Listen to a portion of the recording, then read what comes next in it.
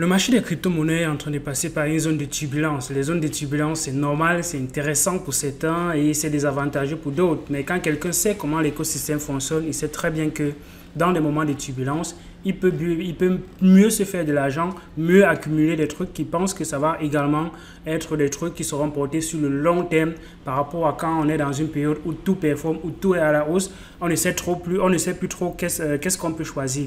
Mais pendant cet instant-ci, on a remarqué une crypto-monnaie sortie du lot, une crypto-monnaie se démarquer qui est dans la crypto-monnaie Elrond. La crypto-monnaie Elrond, pour ceux qui sont arrivés un peu plus tôt sur la chaîne Elvis Conjo, où on a fait cette vidéo, on était le 1er novembre 2020 quand on parlait de Elrond. Et à ce moment donné, quand on parlait de Elrond, Elrond était autour de 7 dollars. Donc aujourd'hui, le Elrond est arrivé autour de 540 dollars, 550 dollars. Ça montre à suffisance comment le Elrond a assez performé, presque une performance de fois combien? Près de fois 80 depuis l'instant où on a parlé, depuis un an environ, depuis environ un an qu'on a parlé du Elrond. Mais qu'est-ce qui s'est passé? Qu'est-ce qui fait en sorte que Elrond est en train de mieux performer maintenant? On va aller dans quelques explications qui vont te permettre de comprendre quelles sont les nouvelles fonctionnalités qu'on a données au Elrond qui peuvent donc être la raison pour laquelle Elrond est en train de bien se porter et peut encore mieux se porter, et comment est-ce que toi également tu peux faire pour partir de cet écosystème pour profiter de ce qui se passe là-bas. Bien évidemment, Elvis n'est pas un conseil financier, cette vidéo c'est uniquement à titre éducationnel comme d'autres vidéos qu'il y a sur la chaîne Elvis Conjo. Abonne-toi, like, commente, partage la vidéo et rejoins-nous dans le groupe Telegram qui est en description de cette vidéo. Une des fonctionnalités qu'on a donné au Elrond récemment, c'est sa capacité des smart contracts.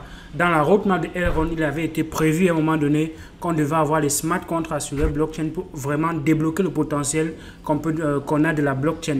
Et à la base, Elrond, c'est une blockchain qui donne la notion de sharding. Le sharding permet des validations sur plusieurs chemins et de façon simultanée qui fait en sorte que la vitesse de transaction est assez élevée et assez considérable qu'on est sur la blockchain de Elrond. Et alors, la personne qui développe, l'équipe qui développe le projet d'exchange tel que Maya Exchange ou bien de Launchpad tel que Maya Launchpad, c'est la même équipe qui développe le projet Elrond. Donc, c'est l'équipe core, dans l'équipe source même, c'est elle qui développe ces projets-là. C'est donc différent des autres projets.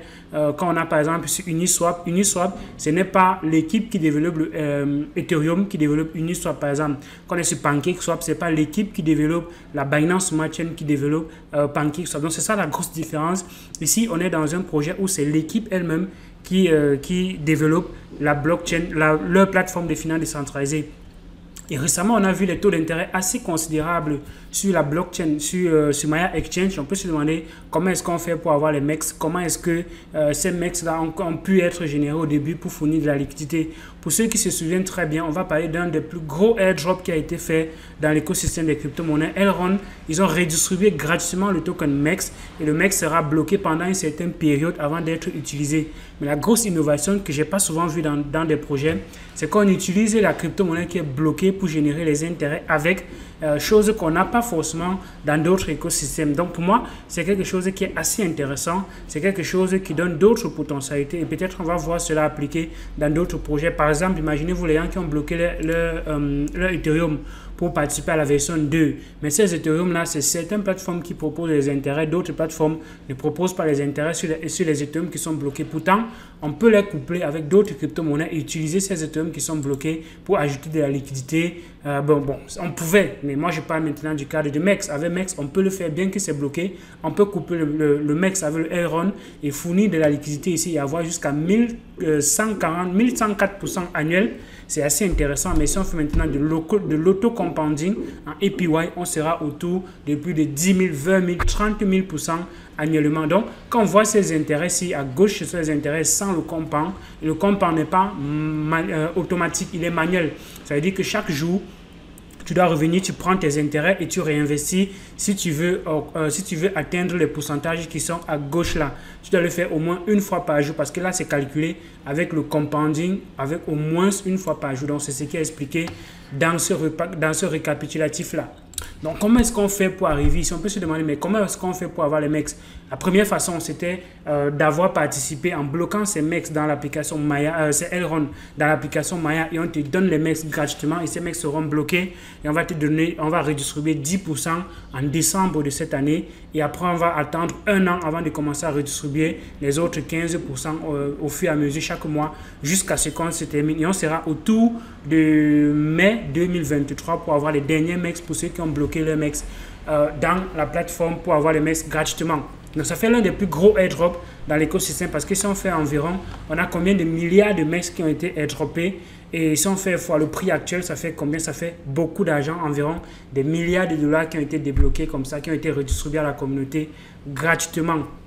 Donc, et comme je disais tantôt, un des avantages, c'est que les MEX que tu as, tu peux les bloquer ici pour avoir les intérêts. Donc, comment est-ce qu'on fait pour arriver ici? Comment est-ce qu'on peut faire pour avoir les MEX, Elrond et participer à la finance ici? Il faut d'abord se connecter. La première chose, c'est de se connecter. Et quand on arrive sur Maya Exchange, Maya.exchange, on a donc le bouton Connect. Et le bouton Connect ici, quand tu cliques dessus, tu as plusieurs options.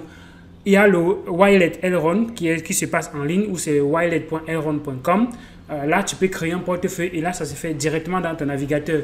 Il y a l'extension qui a été créée récemment, Maya DeFi Wallet, mais il n'est pas encore assez utilisé, mais il pourra être assez utilisé. On va donner les possibilités à ce wallet. Donc, ce sera un peu comme le MetaMask. Donc, si tu connais un peu utiliser MetaMask, tu sauras forcément utiliser Maya DeFi Wallet. Ce sera la même chose avec une interface un peu différente. Je l'ai déjà téléchargé, je l'ai déjà installé ici, mais pour le moment, il n'est pas encore sur le mainnet, il est sur le testnet, il est sur le devnet. Donc, pour le moment, la meilleure application, la meilleure chose pour se connecter sur Maya Exchange, c'est à partir de son application Maya.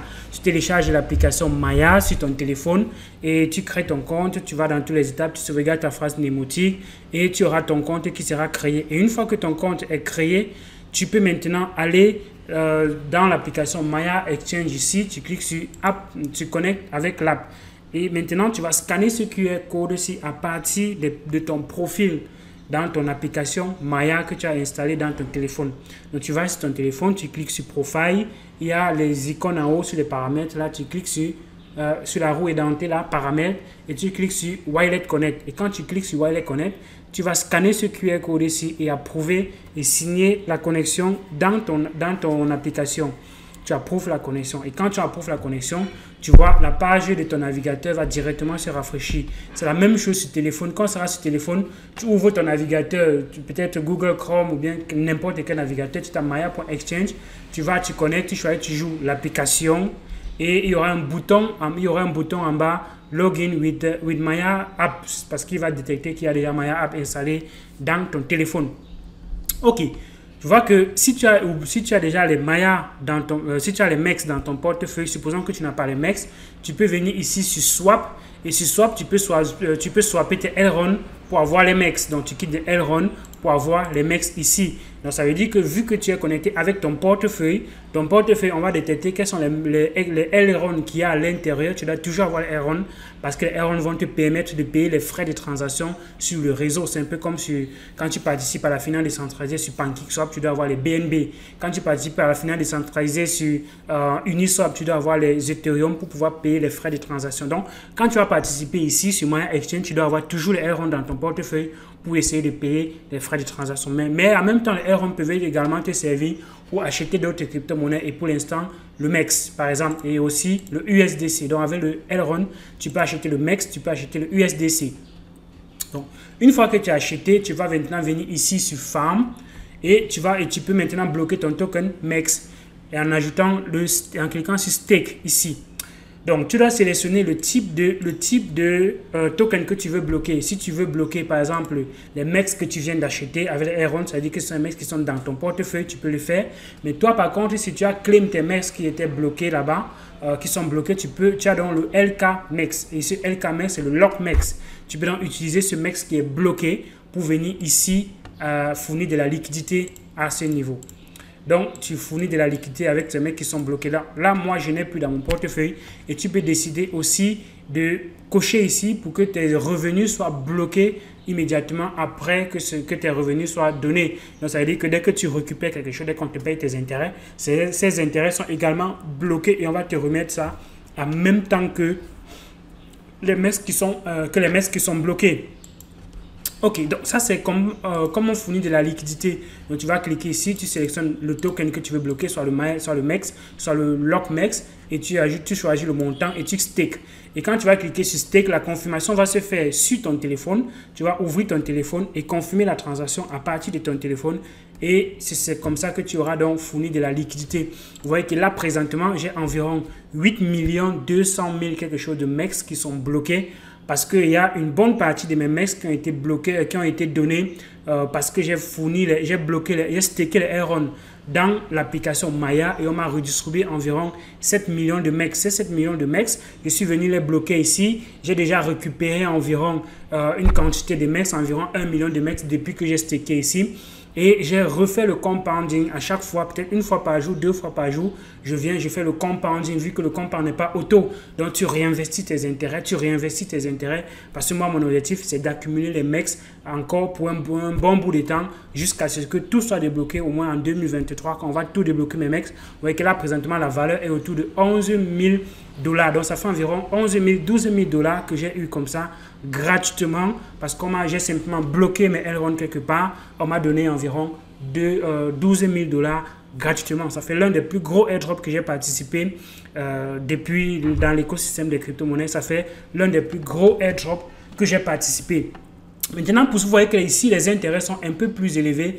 Bien évidemment, ces intérêts vont diminuer, vont baisser au fur et à mesure que la liquidité va arriver sur la plateforme. Le but, c'est d'attirer la liquidité, c'est d'avoir de la liquidité pour alimenter la plateforme avec maintenant la possibilité de lister d'autres tokens où on peut swapper les uns contre les autres. Pour que ça soit possible, il faudrait qu'il y ait de la liquidité. Et je pense que Elrond, pour le moment, ils sont en train d'attirer de la liquidité sur la plateforme. Donc, on fait comment pour coupler le Elrond et le MEX? Vous avez déjà acheté les Elrond, vous avez déjà acheté les MEX par exemple. Vous avez Elrond dans votre portefeuille. Tu viens ici, tu ajoutes de la liquidité.